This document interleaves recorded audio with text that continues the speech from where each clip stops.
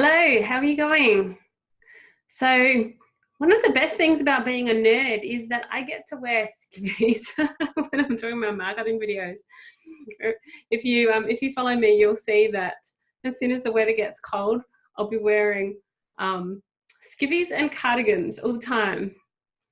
I actually went to a conference one time, and this conference was aimed at large corporations, and they brought up a slide and it said, "This is a data scientist," and there was like literally this person wearing a cardigan and sneakers.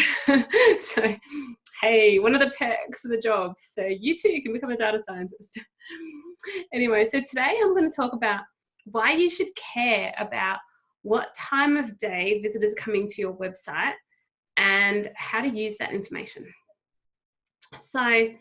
So you can find out what time users are visiting your website using Google Analytics, because it does tell you what time people are coming. There is actually a what is it? You can even go down to the minute, but you can basically work out what hour of day people are coming. There's a dimension I think it's like called hour or hour of day. In fact, I think there's a few. So there's hour and an hour of day, and then there's like minute, and you can add them together. But you can find out what time of day, and you can find out what day of the week people are coming. Okay, so the reason that is useful is, depending on your industry, people are coming to your website and buying or signing up as a lead at different times of the day. People are not behaving the same on your website as they are on someone else's website. So let me give you an example. All right, so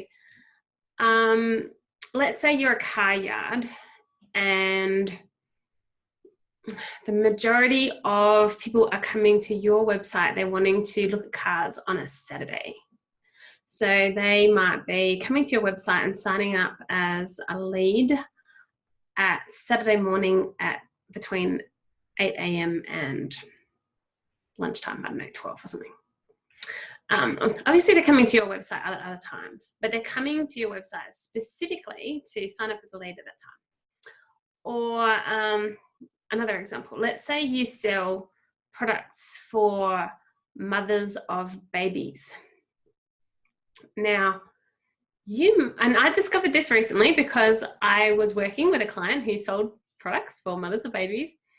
People will be coming to your website to buy at 4 a.m. And that's because the baby's waking up at 4 a.m. and that's when they're having their last breastfeed of the night. And guess what? They can't get back to sleep. So what they end up doing is they surf the web for baby care products and buy the thing that's been on their wish list for a while. So that could be a big buying time for baby care products, 4 a.m. Who would have thought it? Now, let's say you sell dental appointments, or you're a chiropractor or a massage therapist, or something where basically your prospect woke up this morning with a sore back, all right, or a sore tooth or something, and on their way into work, bitching and moaning the whole way in, they're like, I've got to make this appointment. As soon as I get into work, I'm going to make the appointment.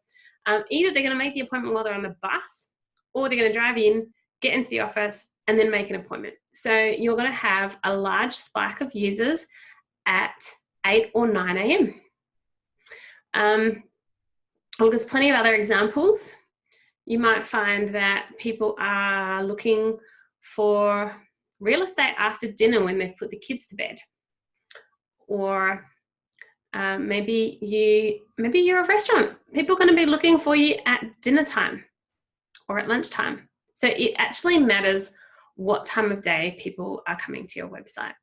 You will have a much higher conversion rate if people see your advertisement or are reminded of your presence at a time congruent with when they could purchase from you or would be likely to, or sign up as a lead. All right, so This is where pulling that data out of Google Analytics helps. Now, earlier on, I was like, oh, which exact fields are there? Because I've got standardized reports now that pulls the exact field out, so I don't need to be looking at it all the time. I don't set these things up manually anymore.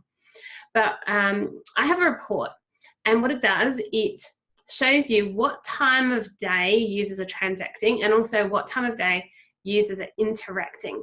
So with the interacting, literally every 15 seconds, we check, are you still there? You know, are you still there? We check if they have moved their mouse or if they have scrolled on a page, and if they did so within the last 15 seconds, we go, yep, they're still there, they're still interacting, and we count that as 1 point of interaction. Then the next 15 seconds, we check again, are you still there? And the more of those we have, the more we can see they're interacting. Now, if we have people that are interacting a lot at a particular time of day, that is a predictor for transactions as well. You usually find that you always find that there's a lot more interaction with your website than there is purchases, because sometimes people won't complete their purchase then and there, or they might be spending their time reading about your website and need to be convinced of the need to purchase or sign up.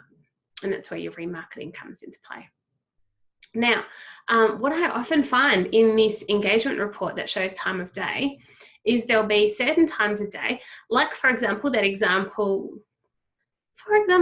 that's just a silly picture, right?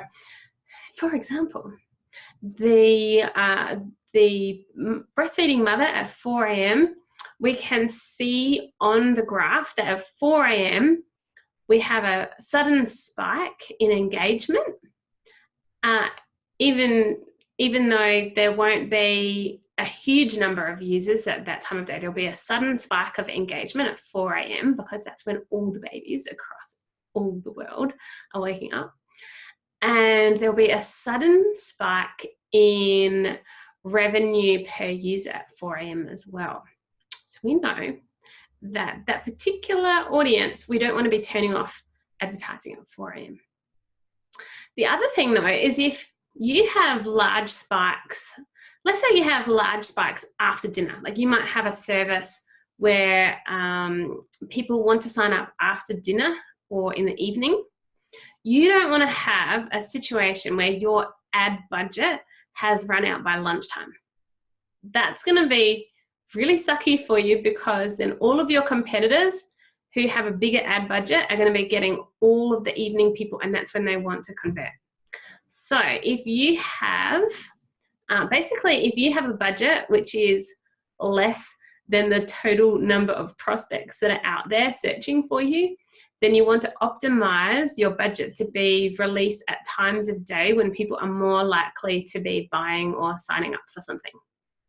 So especially if you have a service or a product that people are wanting to purchase in the evening, you want to make sure that your budget is still alive in the evening. Otherwise, yeah, you're going to be in trouble, because if people don't tend to convert in the morning and they only see you in your morning, then you're going to be losing out to your competitors. All right, so the way we do this is first of all, you want a kind of a report. My goodness, I'm saying crazy things. All right, so first of all, you want a report that tells you what times of day people are more likely to be purchasing and what times of day people are going to be engaging. But then you go into Google Ads. If you're running Google Ads campaigns, you want to actually set up your schedule so that you do have a reasonable amount of budget assigned to times a day when people are likely to convert, and very little, if any, of your budget at times a day when they are not likely to convert. That way you're not wasting your budget on times of day that aren't going to be very effective. So for if you don't target parents of babies, if that's not your target market, the chances are that you don't have conversions at 3 a.m. Maybe one exception to that might be if you target highly stressed insomniac executives, then you might have transactions at 3 a.m. But the majority of services aren't attracting conversions at 3 a.m. So don't try and target those people. Cut those people off from your ad budget.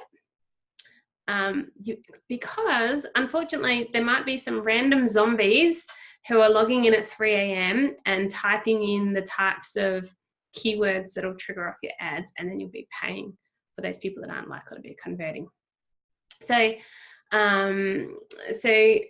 do use the graphs that tells you what time of day people are converting, and do give it some thought and make sure to cut off the times that are not getting enough conversions. Now, if you find that your people are typically converting during a particular time, but you don't want to you don't want to stop your ads from running at other times, you just want to increase the amount that you're bidding at certain times, you can do that. So in Google Ads, you can actually increase the bid adjustment for certain times of the day if you're confident that that's the time of day that you want to be targeting.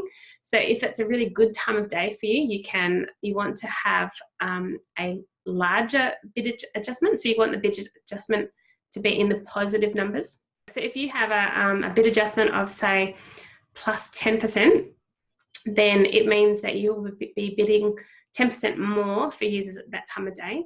And you can have a negative bid adjustment, such as minus 10% or more, if someone is coming at an off time of day. The other way that you can do it is you can, if you want to be really fastidious about it, you can actually separate your campaigns into time of day. So you can have a morning campaign and an evening campaign, and you can spread your budget across them. So then you can be absolutely guaranteed that if you have a evening conversion service, that you haven't run out of budget by lunchtime. All right, so that's a couple of different ways. Do keep in mind that